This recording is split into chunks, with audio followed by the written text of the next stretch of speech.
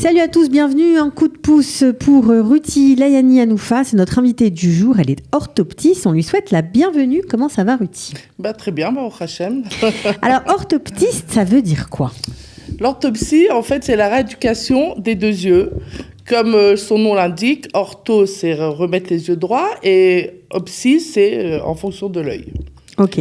Alors, est-ce que c'est un métier qui existe en Israël ? Parce qu'on sait qu'il y a beaucoup de confusion entre l'ophtalmo, l'optométriste. Alors, si vous nous rajoutez l'orthoptiste, on va se perdre.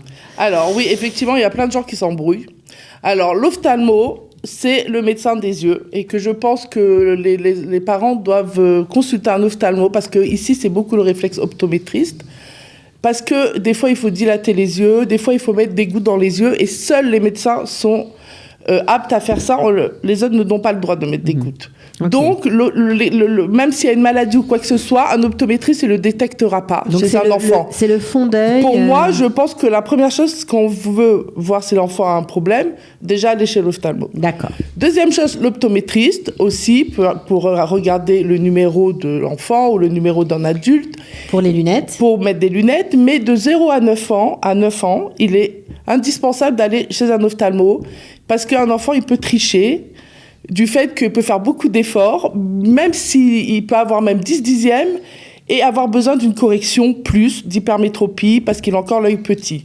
Donc c'est très important, les gens ne le savent pas, ils n'ont pas le réflexe d'ophtalmo d'aller chez un ophtalmo de l'âge de 0 à 9 ans. Okay. Maintenant, moi, comme je vois que quand je dis aux gens d'abord chez l'ophtalmo, ils se perdent dans la nature, donc je vais déjà redéfinir. Donc l'ophtalmo, c'est celui qui s'occupe de tout ce qui est œil, et qui même peut détecter une maladie de l'œil. Il peut détecter aussi un problème d'orthopsie. Tout le monde n'est pas spécialiste, mais beaucoup, surtout les médecins français, s'y connaissent là-dedans.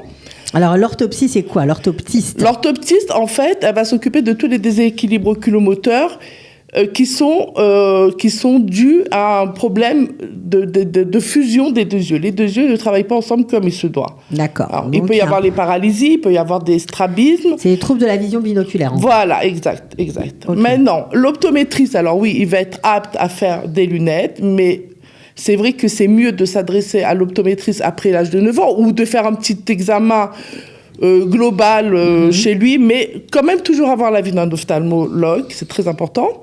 Et ensuite, si on sent que l'enfant n'a pas besoin de lunettes et qu'il se plaint, mal aux yeux, mal à la tête, il a du mal à se concentrer en classe, problème... Ici, dès qu'il y a un problème comme ça y est, on va faire des tests neurologiques, Ritaline, machin. On commence pas par les yeux. Et donc, moi, je me bats beaucoup pour dire aux gens, commencez par les yeux. C'est l'essentiel, toute la journée. Ils sont avec les yeux, ils écrivent, ils lisent, ils font tout avec les yeux. Alors, en tant qu'orthoptiste, vous travaillez dans 3 domaines d'activité. Est-ce que vous pouvez nous expliquer ? Vous avez parlé des enfants, mais vous travaillez aussi avec des très jeunes enfants, des bébés même. Voilà, oui. Alors, déjà, à partir de 6 mois, si la maman elle constate qu'il y a un œil qui tourne, ou elle a l'impression qu'il a un strabisme, il faut consulter. Alors, soit vous allez directement chez l'ophtalmo, mais tout le monde n'est pas apte à voir vraiment... Il y en a qui sont spécialistes et qui le voient, et il y en a d'autres qui ne le voient pas. Donc, je pense que c'est bien d'aller chez l'orthoptiste, parce que l'orthoptiste, elle est spécialiste, à l'aide de reflets, à l'aide de tout. Elle verra si c'est soit un effet esthétique. Très souvent, chez les petits, la base du nez étant plate, on a l'impression qu'il louche. Ok. Et donc, il faut faire vraiment la différence entre le fait qu'il louche, ça s'appelle la base du nez comme ça, plat, ça s'appelle l'épicanthus en termes médicaux, ou voir que c'est vraiment un strabisme, ou des fois l'œil qui tombe pas tout le temps. D'accord. Alors vous avez appris ce métier, votre métier que vous pratiquez depuis de nombreuses années. 30 ans à peu près. 30 ans, voilà. À Paris, en France, vous avez étudié en France, vous avez passé les concours, etc. Et vous avez été en stage, en tout cas, vous avez travaillé vraiment en milieu hospitalier, notamment à la Riboisière à Saint-Antoine. Et là-bas, vous avez... Au 15-20. Au 15-20, évidemment. Les 15-20 des yeux. Voilà, et vous avez fréquenté les créateurs de la méthode de l'orthopsie. Alors exactement. Ça, c'est assez rare.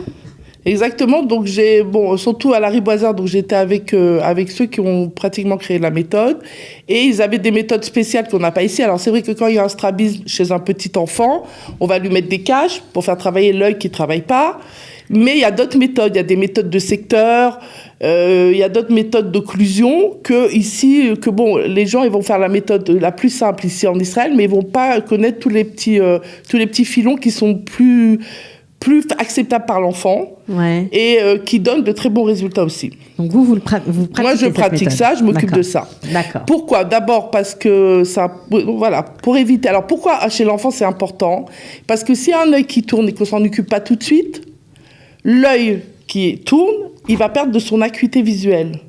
Et après, on va appeler ça un œil emblyope, parce que il sera pas utilisé. C'est vraiment dommage. Et donc c'est vraiment dommage. Donc à partir de 6 mois, on peut traiter. Donc surtout quand on a un doute, il faut vraiment aller voir un orthoptiste ou un ophtalmo qui s'y connaît, ou s'il y a un doute, l'orthoptiste après, enfin voilà. Okay. Mais vraiment s'orienter vers une personne qui est compétente. Les bébés, les enfants éventuellement qui ont un strabisme, ça paraît clair. Maintenant, les enfants qui, dans les écoles, qui sont, on va dire, hyper actifs, alors on voit énormément, qui n'arrivent pas à se concentrer, etc.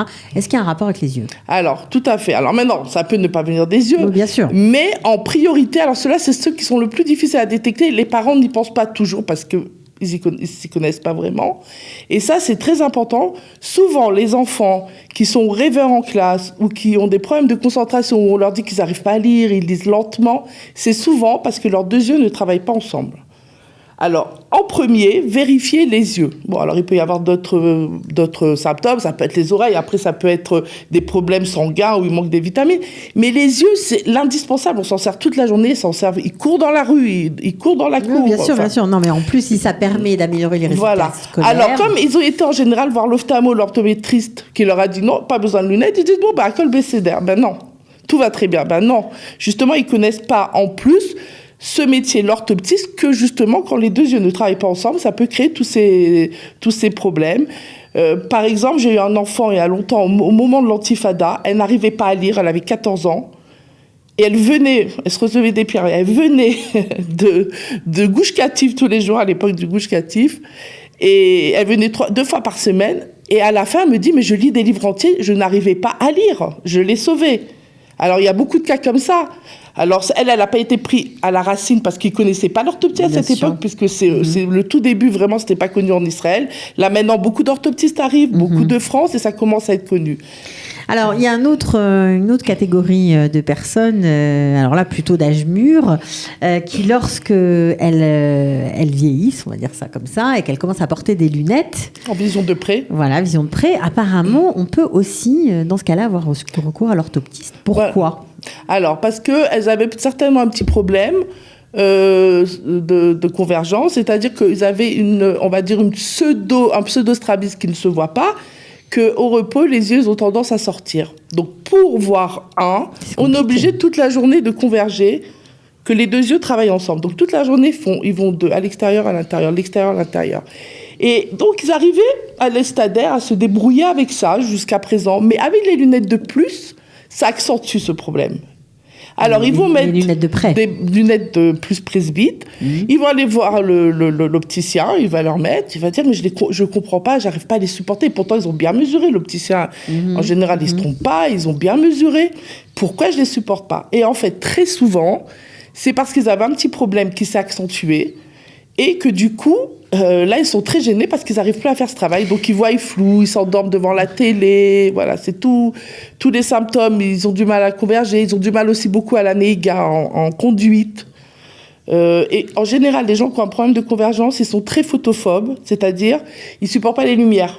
Les phares des lumières ou les lumières fortes. Ok, bon, alors on a appris plein de choses avec vous aujourd'hui, Ruti Layani Hanoufa. On voit que vous êtes une vraie pro, on voit que vous avez des années d'expérience derrière vous. Alors est-ce que vous consultez, puisque c'est un coup de pouce quand même, est-ce que vous consultez en privé, en indépendante ? Comment vous fonctionnez ? Alors moi, la vérité, comme à l'époque où je suis arrivée, il n'y avait pas tout le matériel dans les coupes Trolim.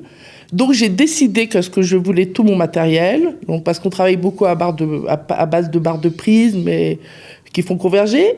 Mais on a aussi un appareil qui s'appelle le synoptophore, que j'ai jamais vu dans les coupes Trolim. Peut-être que maintenant elle rentre, mais à mon époque, ça vraiment déjà, ils connaissaient pas la méthode, donc c'était difficile de faire rentrer ça.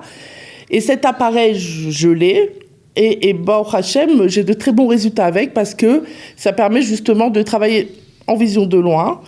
Et ça permet justement une fusion. Donc, vous ne travaillez pas avec les Coupotre-Ligne, vous travaillez en tant qu'indépendante. Oui. Mais vous avez des accords. Voilà, j'ai un accord depuis que je suis là, depuis une trentaine d'années, 27 ans. Donc, on peut avoir des soins chez vous et être remboursé par les Coupotre-Ligne. Voilà, alors il faut voir avec sa Coupotre-Ligne. Bien sûr.